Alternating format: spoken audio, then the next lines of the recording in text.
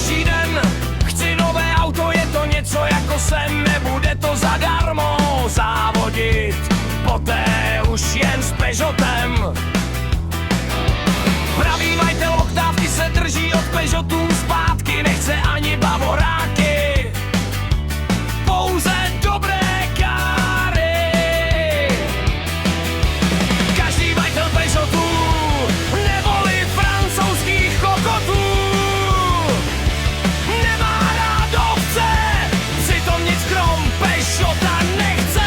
Přitom každý Peugeotový jezdec myslí si, že je kanec, to je mazec. Přitom tajně o Oktávce sní, tiše majitelům ovce závidí.